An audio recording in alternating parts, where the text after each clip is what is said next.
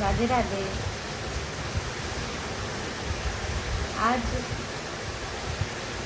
एक स्टोरी एक मेरे मन में बहुत चल रहा था कि ये हमको बताना चाहिए।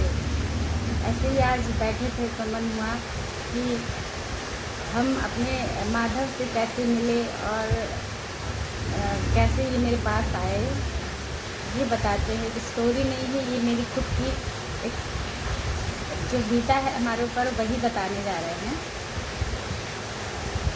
पहले हमको ठाकुर जी से, माधव से कोई लगाव नहीं है। कोई लोग हमारे ससुराल में जब हमारी शादी हुई तो यहाँ पे लोग पूजा करते थे, लेकिन हम पहले बहुत पूजा पाठ हम कुछ नहीं जानते थे। ना जानते हैं, बस दिल में है माधव, बस और कुछ नहीं, और कुछ नहीं आता हमको।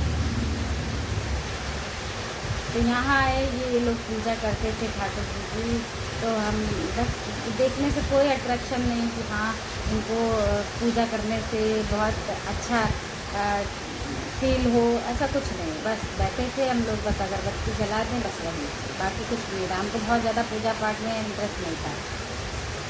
फिर हम लोग यहाँ से बाहर घूमने की तैयारी कर रहे थे कि हम लोग जा रहे हैं दर्शन करने, महाकालेश्वर और मुंडेश्वर, नर्मदेश्वर, उधर सब नर्मदा नदी के पास, और सब उधर गए हम लोग घूमने। खाटू श्याम, बालाजी, सालासर, फिर उसी में वृंदावन। तो हम लोग सब जगह से घूमते हुए वृंदावन पहुँचे।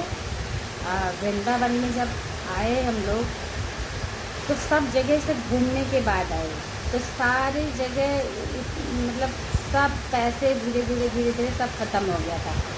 वृंदावन में जब हम लोग आए तो हमारे पास बहुत ज़्यादा नहीं था पैसा, बस यही था कि हाँ हम कैसे भी 3 दिन के बाद ट्रेन थी हमारे वहाँ से।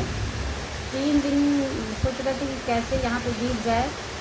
तो वहाँ पे जब आए तो कोई सबसे वहाँ पे पूछ रहे थे हम लोग कि रूम कहाँ मिलेगा, कैसे मिलेगा। तो सब जगह 2000, 2500।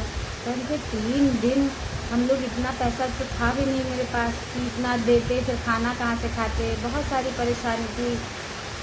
फिर बहुत टेंशन हुई कि इतना सब जगह से हम लोग घूम के आ गए, दर्शन करके, कहीं कोई परेशानी नहीं हुई। यहाँ तो रूम ही नहीं मिल रहा है, 500-600 में कोई रूम नहीं है, सब 1500, 2000, 2500, इससे कम का हम लोगों को पता भी नहीं था। जहाँ एंट्री किए बस वहीं से पूछना शुरू किए। रिक्शे वाले से भी पूछ रहे थे तो वो भी यही हम जाके दिला देते हैं, लेकिन जाने के बाद वही 1500, 2000, इससे कम था नहीं। फिर हम लोग बहुत परेशान हुए, बहुत ज़्यादा, हम रोने लगे वहाँ बैठ के। हम कहे हम लोग कहाँ जाएंगे अब, और 3 दिन बाद ट्रेन है, क्या करें। उस समय ये महाराज जी अनिरुद्धाचार्य जी का बहुत टीवी पे चल रहा था। तो हम लोग बोले कि ऐसा है महाराज जी क्या चलते हैं, शायद वहाँ पे हम लोगों को रहने के लिए कोई व्यवस्था मिल जाए या कुछ हमारे बजट में कुछ हो जाए। तो हम लोग सब बैग वैग लेके वहाँ पे गए। जा रहे थे तो रास्ते में एक माता जी खड़ी थी। तो वो रिक्शा वाला भी बहुत बदतमीजी से बात किया है, इतना पैसे लेने हैं आपका और देना हो तो बैठिए, वरना मत बैठिए।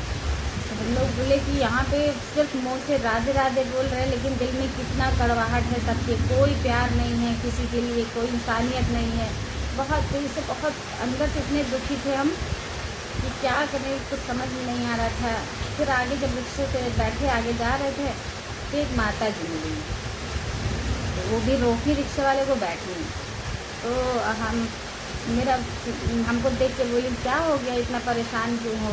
तो हम बोले कि कुछ नहीं माता जी, यहाँ पे सब बहुत अच्छा नहीं लग रहा है यहाँ आके, और हमको इतना कष्ट है, लोग सीधे मुँह बात नहीं कर रहे हैं। एक तो इतना महंगा सब मिल रहा है, रूम वगैरह, हम लोग कहाँ रहेंगे, और अभी तो मेरे पास इतने पैसे भी नहीं हैं, और हम लोग कब से चले हैं 2 दिन से, तो फिर अभी खाना वाना भी नहीं खाए, टेंशन में यही कि पैसे कहाँ रखे हैं। तो कहने लगे हम भी चल रहे हैं, और वही महाराज जी के यहाँ हम भी देखने जा ही रहे हैं कि शायद वहाँ हमको भी रूम मिल जाने हैं। एक जगह रहते हैं लेकिन वहाँ भी जा रहे हैं। तो हम कहे चलिए माता जी चलिए थोड़ा सा हमको भी सपोर्ट करिएगा, बताइएगा। कहने लगी हाँ। पहले तो हमारे बैग के पास वो बैठी, बोली जाओ तुम लोग पहले खाना खा के आओ महाराज जी के यहाँ, अनिरुद्धाचार्य जी के यहाँ। फिर बोले कि जाओ वहाँ पहले खाना खा के आओ। तो हम बोले कि अरे आप क्यों बैठी रहेंगी यहाँ मेरा सामान देखने, आप भी चलिए। बोली नहीं कोई लेके चला जाएगा। हम कह रहे कोई लेके जाए, इतना थक गए हैं, खो जाए कहीं भी चला जाए, हम बहुत परेशान हो गए हैं, इतना हम रो रहे थे। तो माता जी बोली नहीं हम देख रहे हैं आप जाओ। तो हम दोनों लोग गए अंदर, थोड़ा सा खाए प्रसाद, फिर आए बाहर। तो देखें माता जी मेरे बैग के पास बैठी थी। फिर हम बोले आप भी खा के आइए। तो कहने लगे हम प्रसाद पा लिए। तो हम कहा अच्छा। फिर सबसे रूम पूछने लगी, मेरे साथ जाके वो कई लोगों से पूछी, बहुत महंगा, वही 1500 2000। तो हम बोले अब माता जी हम लोग कहाँ जाएंगे। तो कहने लगी कि कहीं नहीं, तो हम जहाँ रह रहे हैं वो 3-4 मतलब पैसे नहीं बताएंगे, कह रही थी वहाँ बहुत अच्छा है, चलो हम वहीं, नहीं कहीं मिलेगा तो हम वहाँ ले चलते हैं। फिर हम लोग वहाँ से वापसी जा रहे थे अब उनके माता जी के रूम की तरफ। तो रास्ते में भीषा आश्रम पड़ता है। तो वो बोली उसके पहले एक आश्रम पे बोली जाओ यहाँ पूछ के आओ। वहाँ गए, वहाँ पे भी 1000 रुपये। फिर एक जगह और बोली कि जाओ यहाँ पूछ के आना और हम तीनों यहीं रह लेंगे। तो हम कहे ठीक है। फिर गए हम लोग, फिर भीषा में रुके। तो भीषा में जब गए पूछने तो महाराज जी से बोले महाराज जी हम 3 लोग हैं, रूम का कितना लेंगे आप। तो वो बोले कि अरे आ जाओ कोई बात नहीं, 300 रुपये दे देना। हम बोले अच्छा। फिर आए, माता जी से बोले चलिए माता जी मिल गया रूम और बहुत सस्ता है और अच्छा भी है, सब कुछ यहाँ है, चलिए आप भी।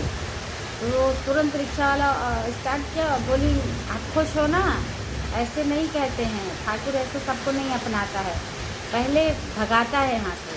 अगर उसको तुम लोग अपना ली तो वो फिर कभी छोड़ेगा नहीं। माता जी तुरंत पता नहीं कहाँ चली गई। हम लोग बहुत दूर तक गए कि अरे कुछ तो बताए भी नहीं, ना नंबर भी, ना कहाँ से आई थी, मिली नहीं। हम लोग बहुत दूर तक गए, कहीं नहीं मिली। हम लोग गए अंदर, रहे, सोए 3 दिन बहुत अच्छे से। वहाँ के महाराज जी भी बहुत अच्छे हैं। आज हमको हमें लग रहा है 4-5 साल हो गया। तब से जब जाते हैं तो हम वहीं जाते हैं महाराज जी के पास, और नहीं भी रुकते हैं लेकिन उनसे मिलने जाते हैं, वो जानते भी हैं। और फिर वहाँ पे दूसरे दिन महाराज जी के हम लोग फिर घूमने गए, दर्शन करने गए अनिरुद्धाचार्य जी के यहाँ। तो ऐसे ही ठाकुर जी बैठे थे वहाँ पे, बार बार मन हो रहा था कि इनको हम भी ले लें, हम भी मेरे पास भी आ जाते, कितना अच्छा था। फिर वहाँ से निकले, जैसे ही निकले सामने ही शॉप पे ये बैठे थे, बस मन हुआ कि एक बार ले लें। कई जगह पूछे, इतने महंगे थे कि हम ले नहीं सकते थे, लेकिन इत्तेफाक से एक दुकान पे, मुस्लिम की दुकान थी, इतने हमारे बजट में थे जो हमारे पास कुछ भी नहीं था। इतने मतलब सिर्फ मन हुआ और इतने ऐसे बजट में आ गए, हमको पता ही नहीं था कि ठाकुर जी ऐसे ही चले आएंगे मेरे पास। और फिर वहाँ से हम लोग प्राण प्रतिष्ठा कराए, ठाकुर जी से बिहारी जी से मिलवाए, फिर पूजा पाठ वहीं आश्रम में ही कराए। फिर सब कुछ करा के और हम लोग फिर घर आ गए। तब से हम लोग जब भी जाते हैं वहीं अपने भीषा आश्रम में ही रहते हैं और ढूंढने की कोशिश करते हैं। लेकिन अब जब ठाकुर जी खुद सब संभालते हैं, ठाकुर जी अपने रूप में किसी न किसी को भेजते हैं और हेल्प करने के लिए, तो वो बहुत भाग्यशाली होता है। कृपा बनाए रखें बिहारी जी और हमेशा बुलाते रहें, और कभी हम लोग इनको भूलें ना। कुछ भी हो जाए, लेकिन हम लोगों को कष्ट में, देखिए सुख में तो सब लोग याद करते हैं कि भगवान ने मेरे साथ बहुत अच्छा किया, लेकिन दुख में ये वो इनको वो भी टारगेट करते जा रहे आप हैं, फिर भी ऐसा हो गया। ऐसा नहीं करना चाहिए।